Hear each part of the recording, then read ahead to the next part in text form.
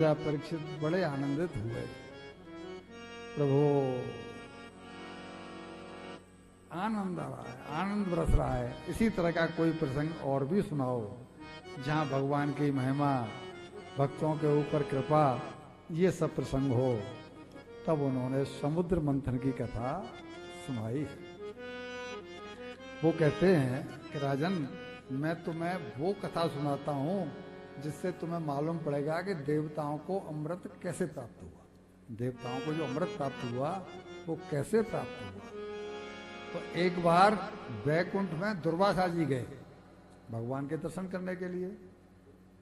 वैकुंठ में गए, भगवान ने भगवान की पूजा की, स्तुति की, और भगवान ने अपने गले से माला उतार करके दुर्वासा जी को भेंट कर दी, गुरु दुर्वासा जी के गले में डाल दी। प्रसन्न मन से चले आए। जब स्वर्ग में आए, वैकुंठ से वो स्वर्ग में आए तो संजोग से ये हुआ कि उन्हें इंद्र ऐरावत हाथी के ऊपर कहीं जाता हुआ दिखाई दिया। तो इंद्र ने उनको प्रणाम किया। इंद्र ने उनको प्रणाम किया, स्वाभाविक सी बात है। तो प्रणाम किया तो भाई संत होने के नाते उनका फर्ज बनता है कि कुछ आशीर्वाद है। तो चूंकि भगवान की दुई माला उनके गले में थी, तो भगवान की दुई माला आशीर्वाद रूप में उन्होंने अपने गले से उतार करके उसको इंद्र को भेंट। लेकिन इंद्र उसकी कद्र नहीं कर पाया।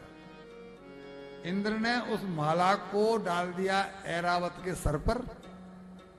उसे तो अभिमान है कि मैं इंद्र हूं, वैभव का, धन का और इन देवताओं के अधिपति होने का। देवेंद्र कहते हैं उसे। तो वो सर पे डाल दी, और हाथी तो हाथी, उसने गर्दन हिलाई और वो माला जो है उस हाथी के सिर से पहुंच गई पैरों में, और पैरों से उसने उछल दिया। संतों में एक आदत होती है कि वो अपने दी हुई प्रसादी, अगर रोटी रामों की बात नहीं कर रहा हूं मैं, संतों की बात कर रहा हूं। संतों में एक आदत होती है कि मेरे द्वारा दिया गया फल, पुष्प, माला, मिठाई, इसको ये किस रूप में ग्रहण कर रहा है, वो उसके उस भाव से ही अंदाजा लगा लेते हैं कि ये आदमी कितना गहरा डूबा हुआ है। ये मेरे दी हुई प्रसाद का पात्र था भी के नहीं। अब ये तो नहीं कह पाते वो कि तुझे नहीं देंगे, तुझे दे देंगे। जो भी हाथ पसारता है दे तो देते हैं, पर उससे उन्हें आइडिया लग जाता है। वही हुआ, इनको लगा कि ये तो महा कुपात्र निकला। इसने भगवान के गले से निकली हुई माला को कोई सम्मान नहीं दिया, तो उन्होंने उसे उसी समय साफ दे दिया कि इंद्र तू मदांग हो रहा है, तू अभिमान में चूर हो रहा है, तुझे अपने ऐश्वर्य का बहुत घमंड है। मैं साफ देता हूं कि तू श्रीहीन हो जाए, तेरा जो वैभव है वो समाप्त। श्री मीन्स, श्री किसको कहते हैं? लक्ष्मी। लक्ष्मी नहीं रहेगी तो वैभव। तो लक्ष्मी जी को इंद्र को छोड़ करके जाना पड़ा, और ये लक्ष्मी जी चली गई समुद्र में। समुद्र मंथन क्यों हुआ, उसके पीछे एक कारण क्या है कि भगवान की जो पत्नी है लक्ष्मी जी, वो दुर्वासा जी के श्राप के कारण उनको जाना पड़ा समुद्र में, क्योंकि श्राप ऐसा ही था। तो भगवान को लक्ष्मी जी को प्राप्त करना था, लक्ष्मी जी को प्राप्त करना था। और अब आगे कथा सुनिए। लक्ष्मी जी को वापस पाने के लिए, जैसा मैंने बताया, तो इस श्राप का लाभ उठा करके दैत्यों ने इंद्र लोक पर आक्रमण कर दिया, क्योंकि ये ऐश्वर्यहीन हो चुका था। और दैत्यों ने देवताओं को भगा दिया, और ये लोग पहाड़ों में, कंदराओं में जाकर के छिप गए। बलि का, राजा दैत्य बलि का कब्जा हो गया इंद्रलोक पर, केवल एक संत की नाराजगी से।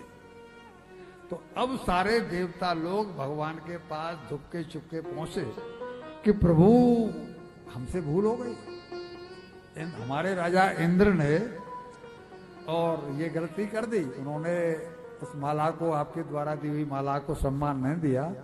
संतनो दर्शयात माना मस्मत करण गोचरम। प्रभु हमें बचाइए, कुछ ऐसा करिए कि हमारा इंद्रासन हमको वापस मिल जाए, वरना हम तो गुफा कंदराओं में पहाड़ों में भटकते रहेंगे। भगवान क्या कहते हैं, ये जो मैं कहने जा रहा हूं इसको भी सुन लो। भगवान क्या कह रहे हैं कि भगवान कह रहे हैं कि ये हर बार भूल करते हैं। इसमें हम भी आ गए। भगवान कह रहे हैं कि ये हर बार भूल करते हैं, मैं इनकी रक्षा करता हूं, इनको देवताओं को सुख संपत्ति प्रदान करता हूं और ये फिर भोग विलास में लग जाते हैं। लेकिन खरे खोटे जैसे भी हैं, कम से कम मेरे सम्मुख तो हैं। भगवान के पास ऑप्शन क्या है, वो करें क्या। जब देवता लोग पहुंच गए तो भगवान ने प्लान बनाया कि इससे दो काम एक साथ हो सकते हैं। मैं इनको तो अमृत पिलवा दूं, तो इन जो हार जाते हैं दैत्यों से, ये दैत्यों से हारेंगे नहीं। और मेरी पत्नी समुद्र के पास है, उसे वहां से निकलवा। डिटेल में इसलिए बता रहा हूं, काफी सारे श्रोताओं से मेरी बातें होती हैं, वो यही नहीं समझ पाते कि समुद्र मंथन काय के लिए करवाया गया। करवाया गया है समुद्र मंथन लक्ष्मी जी को प्राप्त करने के लिए। जब ये पहुंच गए तो उन्होंने प्लान में ये और जोड़ दिया कि इनको अमृत पिलवा दूं। तो जब ये जैसा भी हुआ, खरे खोटे हैं, इनको अमृत पिलवा दूं ऐसा सोच करके, संतों ने भी यहां पर यही कहा है कि जाको जाकी शरण है, ताको ताकी लाज। मछली उल्टी जल चले और बह जाए गजराज। मछली को पानी की शरण है कि नहीं है, वो उल्टी चल पड़ती है। भगवान का भक्त कर्तुम अकर्तुम अन्यथा कर्तुम सर्व समर्थ भगवान की कृपा हाल प्राप्त कर लेता है। लेकिन भगवान के सन्मुख हो तब, उनकी शरण हो तब ये गए।